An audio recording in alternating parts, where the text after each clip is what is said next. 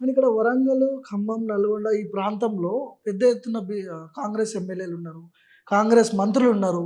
వీళ్ళందరూ కూడా వన్ సైడ్‌గా ఇప్పుడు అక్కడ ప్రచారం చేసే అవకాశం ఉంటది.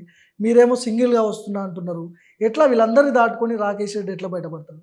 ఒకటి గుర్తుపెట్టుకోండి, పాలిటిక్స్ చాలా డైనమిక్‌గా ఉంటాయండి. ఎప్పుడు ఒకలా ఉండవు, హ్మ్. మారుతూ ఉంటాయి. హ్మ్.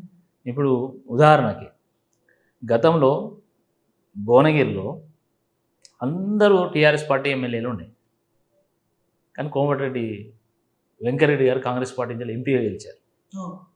రామచంద్రరావు గారు హైదరాబాద్ నుండి, హైదరాబాద్లో అనేక నియోజకవర్గాలు ఉంటాయి కదా, హైదరాబాద్, రంగారెడ్డి, మహబూబ్ నగర్లో బీజేపీకి ఉన్నాయి చాలా లిమిటెడ్ ఎన్నో ఎమ్మెల్యేలు ఉన్నాయి, కానీ వారు ఎమ్మెల్సీగా గెలిచారు.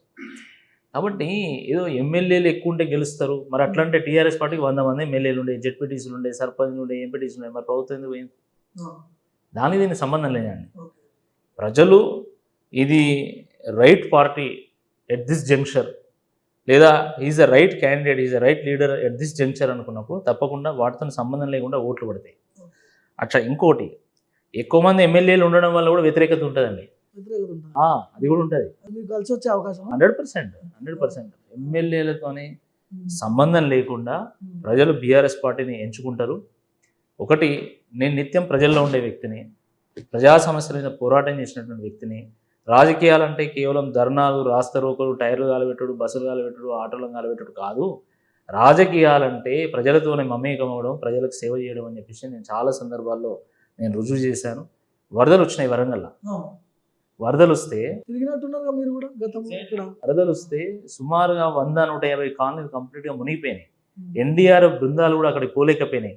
కానీ మేము ఒక 100 మంది యువకులను కలిసి ఎన్డీఆర్ఎఫ్ బృందాలు కూడా చేరుకోలేనటువంటి ప్రాంతాలకు చేరుకొని సురక్షిత ప్రాంతాలకు ప్రజలను తరలించడం జరిగింది. నయీం నగర్ అని ఉంటుందండి ఇక్కడ. నయీం నగర్ దగ్గర 1000 మంది both ladies hostels and gents హాస్టల్స్లో ఉంటారు, బాయ్స్ హాస్టల్స్ చాలామంది ఉంటారు అక్కడ, గర్ల్స్ హాస్టల్స్లో. అక్కడ 1.5-2 రోజుల పాటు కనీసం ఎవరు పోలేనటువంటి పరిస్థితి.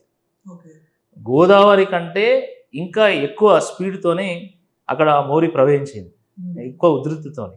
దాన్ని కూడా ఛేదించి తాళ్ళు కట్టుకొని మేము ఆ హాస్టల్స్కి వెళ్ళి 100,000 మంది స్టూడెంట్స్కి మేము ఆహారం, తర్వాత వాళ్ళకి వాటర్ అవన్నీ కూడా అందించడం జరిగింది. కోవిడ్ సందర్భంగా కూడా రెడ్ జోన్లలో నేను తిరిగాను. కాబట్టి నాయకత్వం అనేది కేవలం ప్రశ్నతో ఆగకూడదని నా ఉద్దేశంలో.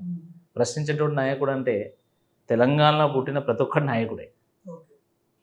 మన డిఎన్ఏలో ఉంటుంది ప్రశ్నించే తత్వం, దట్ ఈజ్ తెలంగాణ. కాబట్టి ప్రశ్నతో ఆగకూడదు.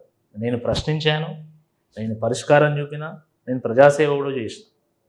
అంటే ఆ కోణంలో ప్రజలు గమనిస్తారు. I'm not a screen reader, I'm a real leader. నేను పబ్లిక్లో పుట్టినటువంటి వ్యక్తిని, పబ్లిక్ నుంచి ఉద్భవించినటువంటి వాడిని. నాకు కంప్లీట్గా సమస్యల మీద అవగాహన ఉంది. నేను ఒక చిన్న రైతు కుటుంబం నుంచి వచ్చిన. రీల్ రీడర్ అంటారా? మళ్ళీ రీల్ రీడర్ ఆయన గురించి మాట్లాడతలేను, నేను నా గురించి మాట్లాడాను. I'm a real leader, I'm not a reel leader. I'm a real leader, I'm not a screen reader. Definitely not. అది అందరూ తెలిసినటువంటి విషయం.